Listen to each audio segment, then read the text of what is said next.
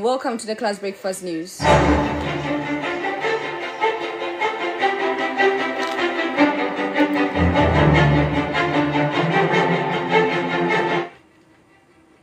The news is live on Class 91.3 FM in Accra, Ho FM 92.5 in the Volta region, Dagman FM 102.5 in Tamale, Radio 92.1 in the Upper West region, Radio Power 96 in Spain. Around the world, join us on classfmonline.com. Coming up in this bulletin, PRC increases electricity and water tariffs effective July 1. Now, 3 arrested over shooting incidents involving the former Member of Parliament for Domukwabenya Adwa Safo. We'll also bring you more details on that. Now, the Western Regional Minister orders evacuation of traders after secondary fishing harbour fire. This is to ask everybody who is in the way, all those along to evacuate, because nobody can predict. In fact, we couldn't predict this one. Now, NDC renames national headquarters after Jerry John Rawlings. Developments on our school environment is. In African news, Kenya Health Minister found guilty of contempt over Ebola facility. These plus many other stories coming your way shortly. Oh God of miracles. Oh God of miracles.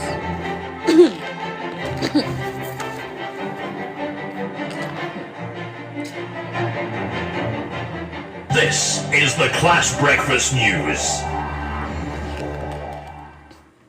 I am Elizabeth Aidoo. You're welcome to Class 91.3 FM. Let's settle for the details of the news. Consumers of electricity and water across Ghana will pay more for utility services from July 1, 2026 after the Public Utility Regulatory Commission announced upward adjustment in tariffs under its third quarter review. Electricity tariffs have been increased by 3.49%, while water tariffs will rise by 0.85% following the Commission's quarterly assessment of key economic and operational indicators affecting utility service delivery. PRC says the review forms part of its statutory mandate to adjust tariff every quarter to reflect changes in factors beyond the control of utility service providers while ensuring the financial sustainability of the sector. According to the Commission, the latest adjustment was influenced by a slight 0.2% depreciation of the Ghana cedi against the US dollar, a 3.43% average inflation rate for the review period, a 1.58% reduction in the weighted average cost of natural gas and an electricity generation mix that has remained heavily dependent on terminal power, with 79.1% of electricity expected to come from terminal plants of 20.9% from hydro sources.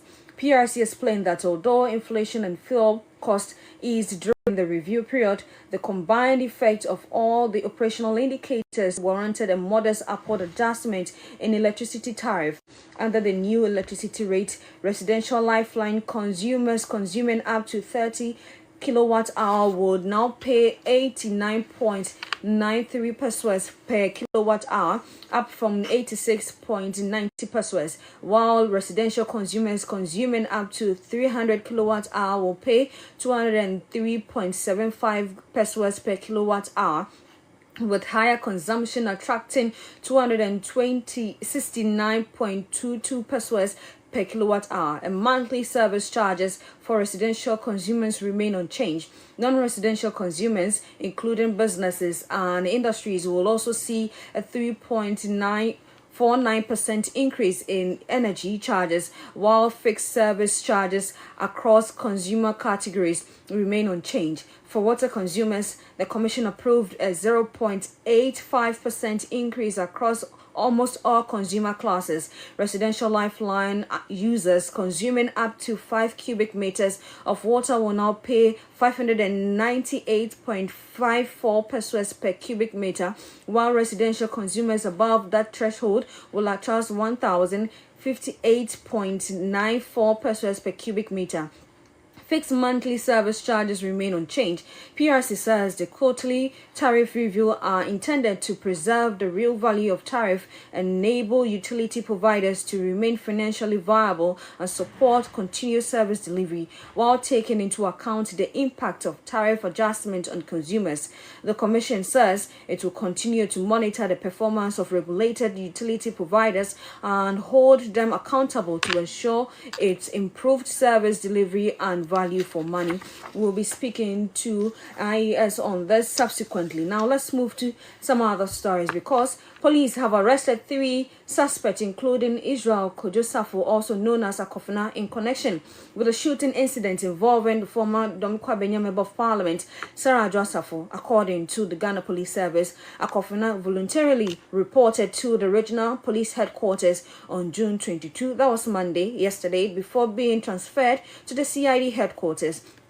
A search of his residence and vehicle in Kobenya led to the retrieval of 2 Glock pistols, one registered in his name, along with assorted ammunition and loaded magazines. The 2 other suspects, Nana Kwekuefriye and Kojosafo Kumsin, are also in police custody, assisting with investigation. All 3 are expected to be arraigned before court today, June 23, 2026. Meanwhile, the Ministry for the Interior has suspended the operating license of the Kantanka Security Services Limited with immediate effect.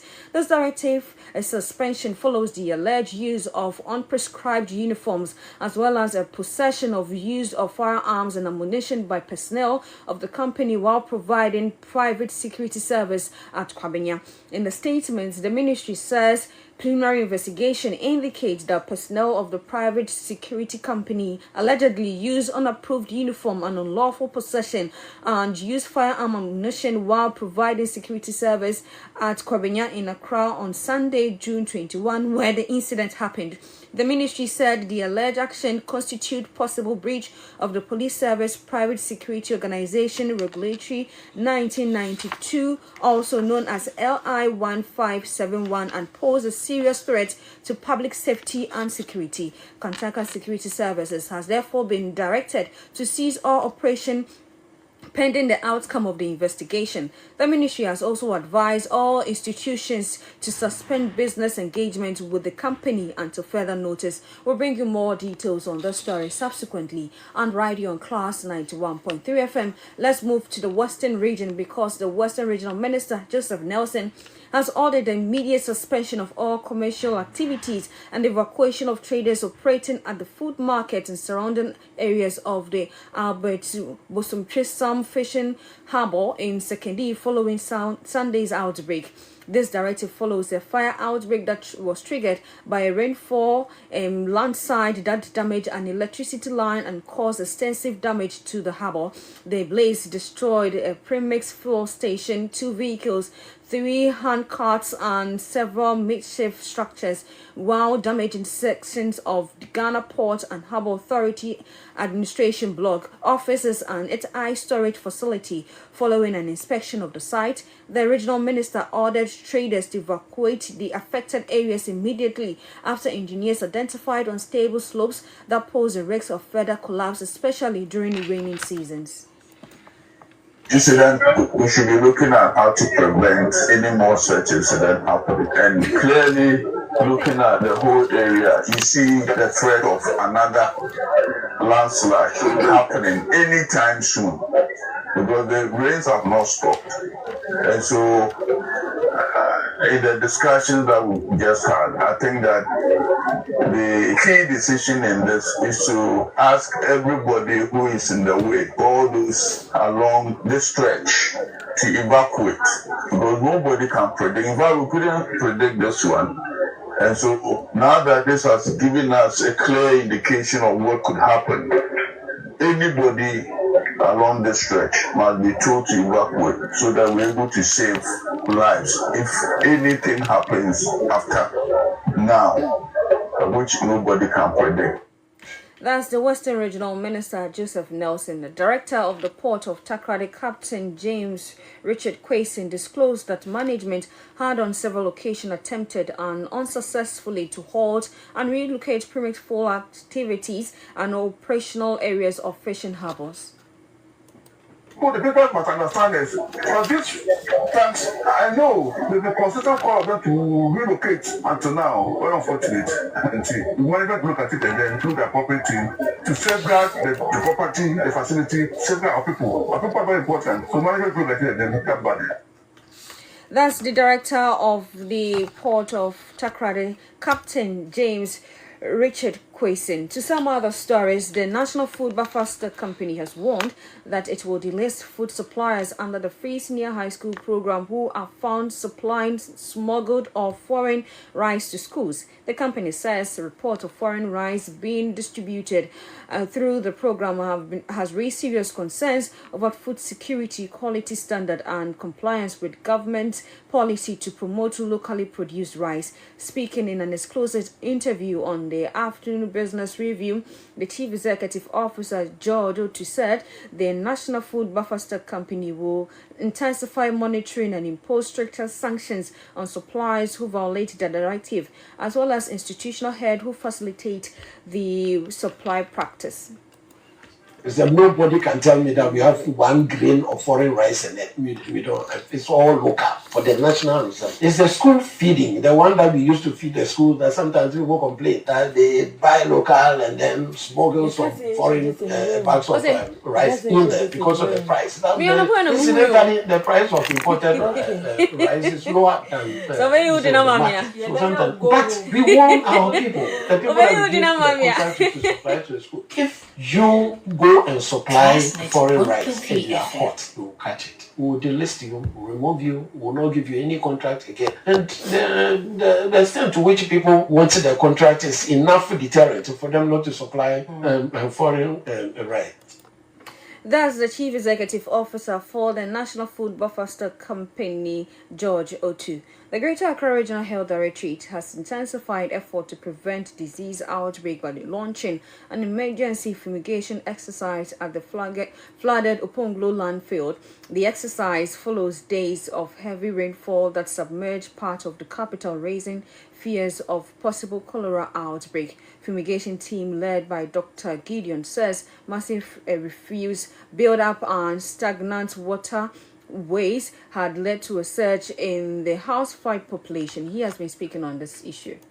As you can witness for yourself, this morning we came in response to they're getting towards central region and then the other municipal areas. So primarily what we are here to do is to prevent any outbreak that is related to the flooding. You can see that we have a waste management situation within the community because most of the areas are not accessible. The final disposal sites are not accessible because of the flooding. So we have a lot of waste that is piled up in the system. If you go to various households, you see most of the bins are full up because we cannot haul waste to the final disposal site. To some other stories, nearly 6 years after his passing, the National Democratic Congress has honored the memory of its founder, Jerry John Rawlings, by renaming its national headquarters after him. Speaking at the inauguration of the newly named Jerry John Rawlings headquarters, President Mahama described the late former president as a transformative leader whose vision, commitment to accountability, social justice, and the national service helped Ghana shape democratic journey. Is this building that leadership is ultimately about service and that political power must always be exercised in the interests of the people. This headquarters is more than an administrative facility. It is the operational heart of our party. It is the place where ideas are debated, policies are formulated, manifestos are written, strategies and decisions are made in pursuit of our mission to serve the people of Ghana. It is where generations of party faithful have gathered in moments of triumph and also gathered in moments of challenge. That's President John Dramani Mahama. Also speaking at the inauguration, the son of the late former President Kimathi Williams expressed gratitude to President Mahama and the leadership of the National Democratic Congress for making the historic event a success. A profound gratitude to the National Democratic Congress for this extraordinary honor bestowed upon our father, Flight Lieutenant Jerry Rawlings, founder of our great party and central figure of the political evolution of modern Ghana. Today has been much more than a ceremonial occasion. It has been a moment of reflection remembrance and recommitment. By naming this headquarters after Flight Lieutenant Jerry John Rawlings, the NDC has permanently inscribed his name into the very home of the ideals, sacrifices, and aspirations to which he devoted his life. The enduring recognition is not simply about honoring a man. It is about preserving and reaffirming the values that inspire the movement and help shape a nation. That's the son of the former President Jerry John Rawlings, Kimathi Rawlings. To some African news, Guinness Health Minister